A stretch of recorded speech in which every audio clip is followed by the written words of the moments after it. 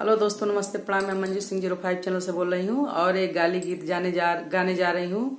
वो गाना है तिलकहरू पर का। वो गाना सुनिएगा आप लोग और कमेंट बताइएगा कैसा लगा मेरा गाना। अगर पसंद आएगा तो शेयर, लाइक, सब्सक्राइब जरूर करिएगा प्लीज। आप लोग से रिक्वेस्ट है और कमेंट भी किया करिए प्लीज आप लोग। अच्छा और पसंद आएगा तो जरूर गाने का कमेंट करिएगा और फुल आवाज में सुनिए मेरे गाने को, तभी आनंद आएगा गाना का।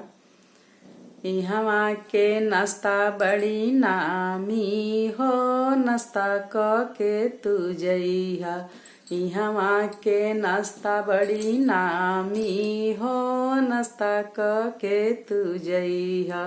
इहवा के नाश्ता हम पटना से मंगवनी।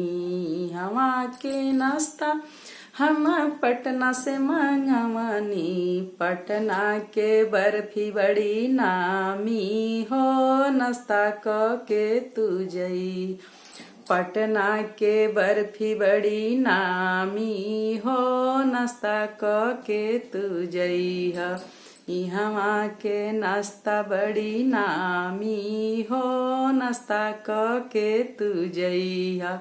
इहवा के नाश्ता बड़ी नामी हो, नाश्ता क के तू जइहा।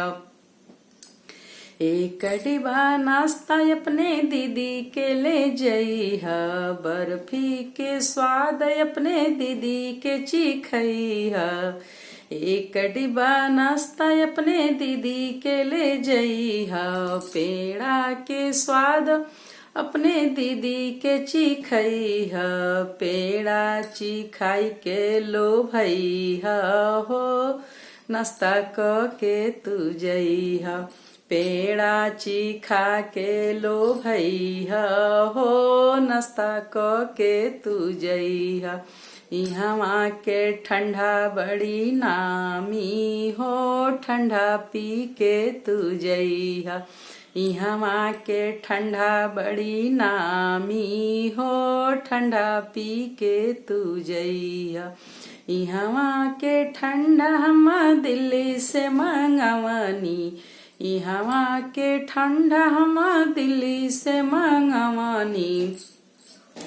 दिल्ली से मंगवनी यार पेप्सी मंगवनी। पेप्सी मंगवनी, मेरिंडा मंगवनी। ठंडा पिला के ठंडइहा हो, नाश्ता क के तू जइहा। ठंडा पिला के ठंडइहा हो, नाश्ता क के तू जइहा। इहवा के ठंडा बड़ी नामी हो, नाश्ता क के तू जइहा।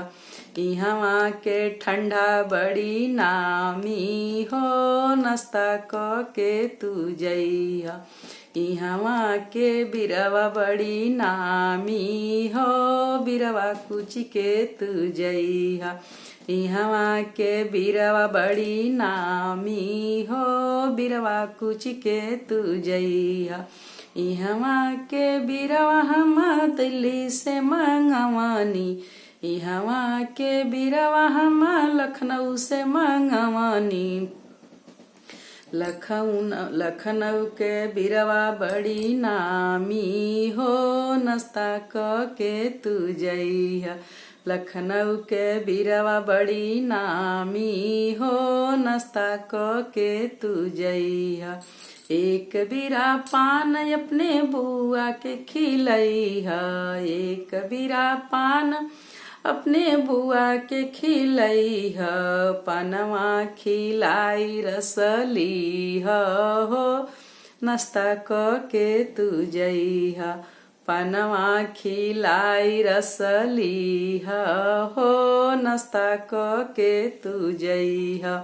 इहवा के नाश्ता बड़ी नामी हो, नाश्ता क के तू जइहा।